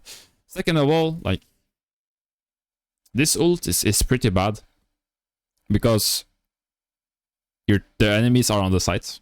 They're not in the ult, so the ult will not decay them, and they will just have the backside anyway. So if you're gonna ult, you should ult from this position right here. You pop your ult right here, covers backside, and then you walk into it. Clear to your teammates. That way, the enemies will be decayed, and you have the site with the ult. So it's basically a nice post. Like I ulted thinking that we're gonna plant, and this is. I saw this ultimate, like, you deny the screen position, harder to come in. Like, our teammates are not even inside. So. I mean, what? Okay, so this is one of the same things overcomplicating because you don't have the fundamentals. Why is it good to deny the screens? We have a better post plant and an easier time, I guess. You have an easier time covering screens because they cannot get to backsides. But they are backside. So now it doesn't make sense anymore because they already have backsides. You're not denying their backside, they have it already. So it's because you saw it online, like, oh my god, this ult is insane because it covers their city. But you don't actually understand why it's good. It's covering city because they cannot get backsides, right? And that's why VCT, like, you're rushing VCT, it can fuck you up, you know? It's the fundamentals lacking. Oh lord, look at comms. We started losing everything now. It's obvious, bro. Just fucking mute Gekko, bro. It's a fucking little boy. Like, mute him, bro. Like, fuck this kid, bro. Who cares about this kid, bro? The only thing you care about is improvement. You don't care about his fucking shit comms. Bro, if you would have come with us, it was a 5. And now you are arguing, and as I said, like, whenever you argue back to someone, it's not only bad for their mental, it's bad for your own mental. Right now, you are unconsciously getting madder and madder as soon as you press the AV button. If you muted him, you would have gotten less tilted because you would have thought, oh my god, I am better than him. I'm not as low as him that I argue about this stuff. I'm better than him. I managed to mute him. Thank God, I've improved. Right? That's what would have happened. So always mute someone instead of talking shit to a shit talker. You guys were back here. Me, You know, like Jet, and, this is Chamber. you already know. You already know. Yeah. I don't even want to listen to those comms, man. And now we're just doing dog shit thing. Running. This is eco round. Good to play mid control and play slow. I would always recommend default on eco round. Most people in rank they say like, oh, we have eco round, let's just run it down, right? Yeah. You like a lot of the time when you run it down in Valorant, you die with a full buy. Why in the heck would you think it would work with a low buy? You know what I mean? Like, it doesn't make sense. Look for play slow. Look for enemies' mistakes. If you can catch one mistake, wow, 5v4 and you have a gun. Now it's suddenly winnable. So this is okay. The only thing I would say is very, very bad about this is you have the bomb. Like, if the bomb was with chamber, this would be extremely good. Like, imagine you get a kill here. You now have a B split with a gun, and there are probably one player on B, or maximum two. It what ended up happening, and I didn't went like I didn't went for the gun because I had the spike. I didn't want to die. Like, exactly. A good kill, and I'm just stuck. I'm gonna get pinched from A now. You are completely right. I mean, it's good that you noticed this, because if you didn't have the bomb right here, you would have a gun and you would have the pinch. But since you have the bomb, you're forced to fall back, because if you die here with the bomb, you will lose the round. Yeah. So really good that you noticed that, because that's the main issue right here, that you have the bomb. Like, yeah, I just try to stay alive. Yeah. Like, you need to just pop the orb and walk away. Just walk away. Yeah. Tell your chamber, yo, help me walk away. Can you hold my A while I walked away? You know? Like, if you die here, GG, round lost, basically. And you did lose, and you lost because of it. So it's unlucky. Yeah.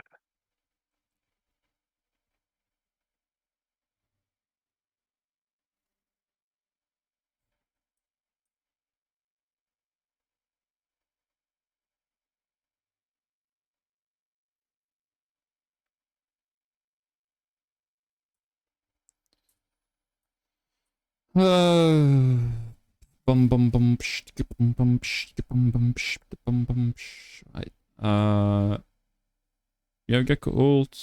If you time the wall with the Gecko ult, this can be a very winnable round. Wall not up, same as always. Jet dies because no wall.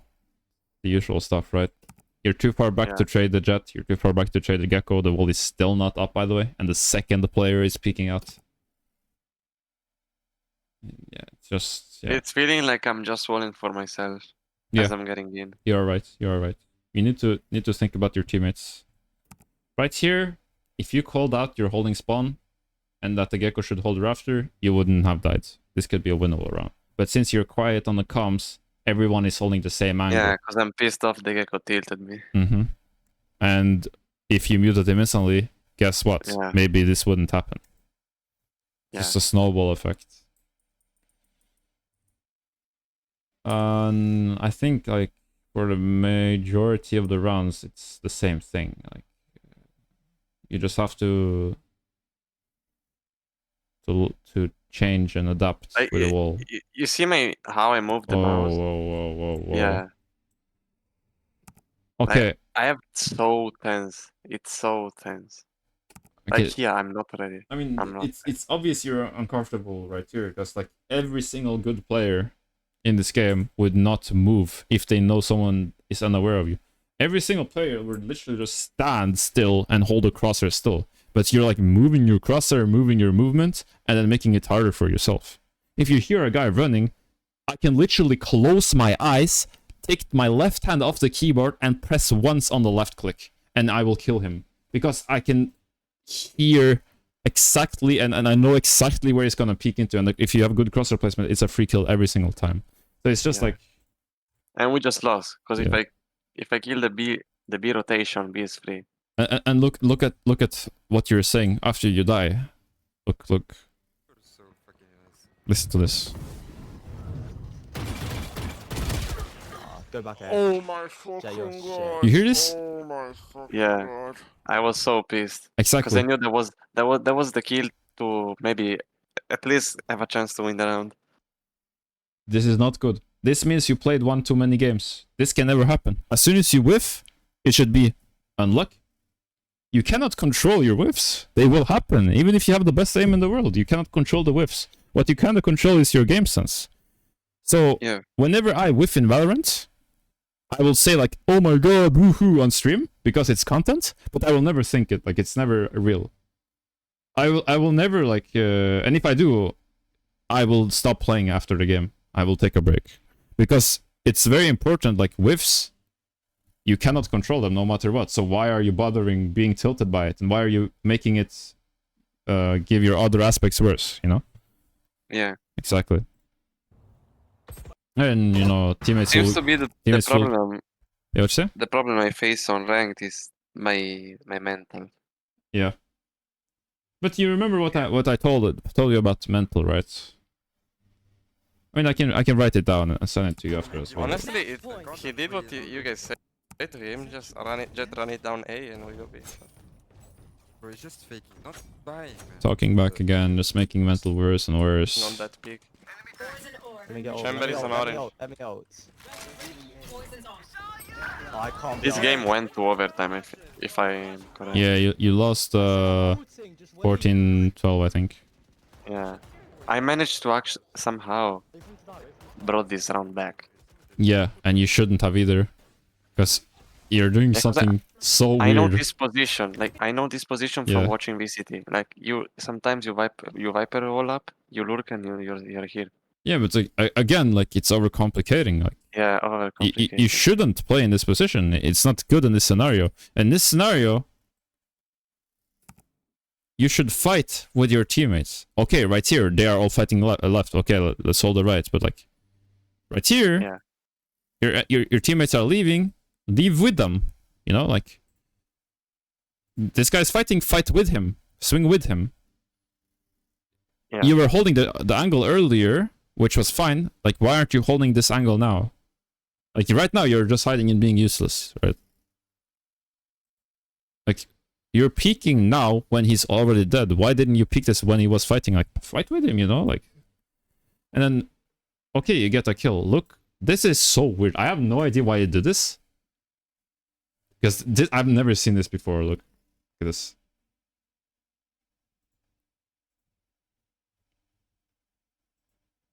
Like, it's 10 meters, brother. It's not 50 meters. Why are we ADSing? Like, Okay, I have a problem with Guardian. If I don't ADS, I don't eat. this makes no sense. It's the same as sensitivity as your Vandal. It should be the exact same. I can show you in a deathmatch. If I play a Guardian aiming, I eat every shot. It's just If mental. It's just yeah, mentally. it's mental. Yeah. It's a problem. You need to get this away. Because your movement speed gets lower. Your hit fire speed gets lower. It's very bad. It's very, very bad. So, yeah, this is like... Look, And here instant crouch, instant spam with a Guardian.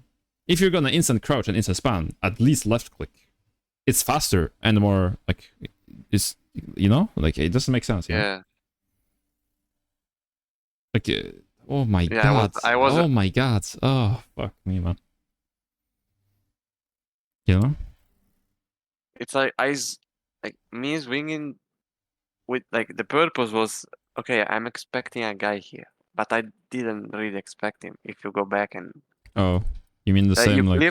you clearly see I'm swinging with a purpose. I'm pre-aiming that, but I'm not ready for that. Yeah, because you're ADSing as soon as you see him. Like, Yeah. you're just unsure of what to do because you're not mentally prepared for it. Just don't ADS in close range, bro. Don't do it, man. It's a bad habit, so as soon as you see a bad habit in your gameplay, you just work as hard as you can to change that bad habits. Okay. That's what's make you better. Change your mistakes. I mean, you started mid again, the same mistake. Good molly. I mean, it's good molly because you delay the plans. However, now you see why this wall is bad. Yeah. Because of this wall, you think it's like a fucking indestructible wall and you get shit on from it. Yeah. Like, let's say if you place wall from here, you would never play in that position. You would hide yourself here, or you would... I would be have a checking go. mid. Exactly. At the very least. Exactly. You went into the own trap. Yeah, we just lost the round. Fuck, I have school I tomorrow. think I could have won this round. I just whiffed. Which is unfortunate, I guess. Let's see if you walled up with your teammates.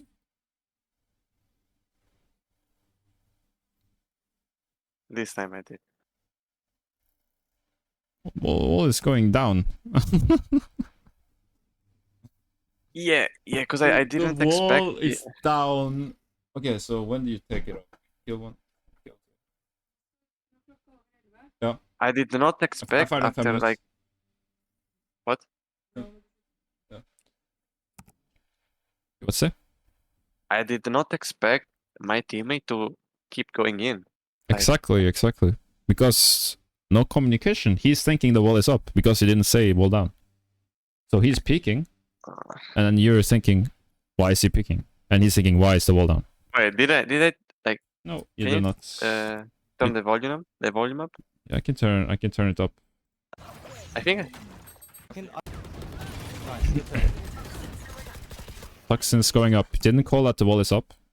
I have ult. Hold on, just wait. Didn't call wall going up. yeah, okay. And he's peeking instantly when the wall went down. So he thought this is up. And you should be seeing him like peeking, like, oh, I'm gonna peek with him. You know? You shouldn't hide, let him die and wall down. You know? Like, it's contradictory. Yeah. Put all up. I cannot join your DM because I have to go, but tomorrow, I saw it. if you want, I can go and check your DM if you want. I can send you a VOD. Yeah. And for the notes, I will send you Okay. like I have to leave the call and then send the notes without being in call. Definitely, I will book another call paying. Like, definitely. Because I need more. Thank you very much, man. Thank you. I think my shots. I could have won. I know I could have won. Because if you pause, I have like, I don't know. If you go and don't watch this act, last act, I have like a 3.1 clutch percentage. Like, every time I'm in clutch, I know I can clutch. It's like, you know Benji Fishy? Yes. Yeah. I feel like him. I know I'm clutching. This round, because I'm playing... 1.8%. Yeah, if you go last act, it's better, I think. It's 2.7, it was 3.1 at his peak. Where's the... Show more. There it is. Yeah. It's much better. It's almost double. Yeah, because now I'm playing Jet. Like, I could have won. Oof. Nice try. Honestly, nice try. I mean, you got into a 1v1. You know? Look.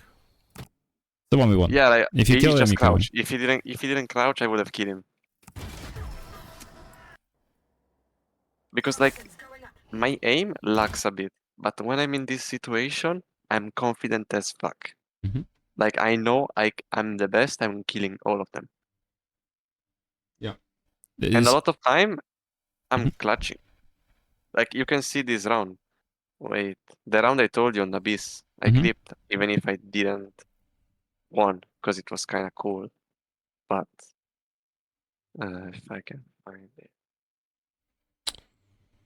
Alright, okay, so I have to go, like, basically right now, but I will send you notes, like, later today, like, Okay. Yeah, so I'll send the notes today, and I'll see the DM tomorrow, and I'll see you, brother. Alright. Yeah. But definitely, I will book another session. Damn. Multiples. Damn, W. For real. Thank you very because, much, man. like, I'm committing so much. Like, if I don't make it, like, this is my last year of high school, okay? Right. After that, I'm going to university. Like, it's the if I same don't for make me. it to, like, It's if I the same don't for make me. it to a tier 3 team, or like at least something, it's GG. See you next.